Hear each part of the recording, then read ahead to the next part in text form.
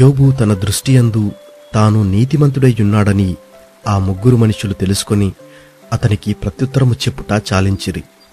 అప్పుడు రాము వంశస్థుడును బూజీయుడును బరకేయేలు కుమారుడునగు ఏలీహు యోబు దేవుని కంటే తానే నీతిమంతుడైనట్లు చెప్పుకొనుట చూచి అతని మీద బహుగా కోపగించెను. మరియు యోబు యొక్క ముగ్గురు స్నేహితులు ప్రత్యుత్తరమేమియూ చెప్పకయే యోబు మీద దోషము మోపినందుకు వారి మీద కూడా అతడు బహుగా కోపగించెను.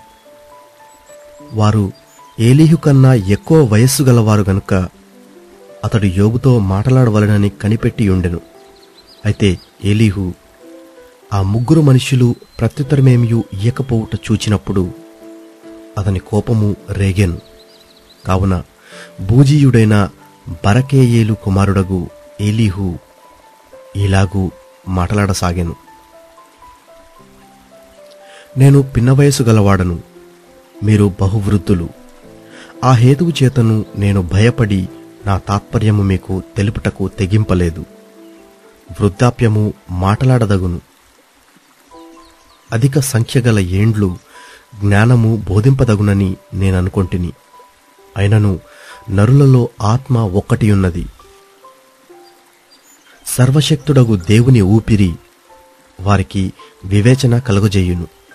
వృద్ధులు మాత్రమే జ్ఞానవంతులు కారు. బహువయస్సు గలవారు ఒకప్పుడు న్యాయము తెలిసినవారు కారు. కావున నేను నా మాట నంగీకరించుడని మనవి చేసి కొనుచున్నాను. నేను సహితము నా తాత్పర్యము తెలుపుదును. ఏమి పలుకుదుమో అని మీరు యోచన చేయుచుండగా నేను మీ మాటల కొరకు కనిపెట్టుకొంటిని. మీ అభిప్రాయము చెవిని వేసుకొనుటకై మీరు చెప్పిన వాటికి బహుజాగ్రత్తగా చెవి ఇచ్చి తిని. అయితే మీలో ఎవరునూ యోబును ఖండింపలేదు, ఎవరునూ అతని మాటలకు ప్రత్యుత్తరమియ్యలేదు. కావున మాకు జ్ఞానము లభించినదనియు దేవుడే గాని నరులు అతని జయింప నేరరనియు మీరు పలుకకూడదు. అతడు నాతో వాదమాడలేదు. మీరు చెప్పిన మాటలను బట్టి నేనతనికి ప్రత్యుత్తరమియ్యను. వారు ఆశ్చర్యపడి ఇకనూ ఉత్తరమియ్యకున్నారు. పలుకుటకు వారికి మాట ఒకటియూ లేదు. కాగా వారికనేమియూ ప్రత్యుత్తరము చెప్పకయున్నారు. వారు మాటలాడకపోవుట చూచి నేను ఊరుకుందునా? నేను ఇయ్యవలసిన ప్రత్యుత్తరము నేనిచ్చెదను.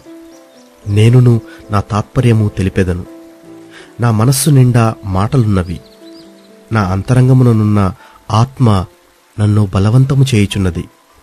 నా మనస్సు తెరవబడెను. ద్రాక్షారసపు తిత్తివలెనున్నది. క్రొత్త తిత్తుల వలె అది పగిలిపోవుటకు సిద్ధముగానున్నది. నేను మాటలాడి ఆయాసము తీర్చుకొనెదను. నా పెదవులు తెరచి నేను ప్రత్యుత్తరమిచ్చెదను. మీరు దయచేసి వినుడి. నేను ఎవరి ఎడలను పక్షపాతినైయుండను. నేను ఎవరికిని ముఖస్తుతి చేయుట నా చేత కాదు.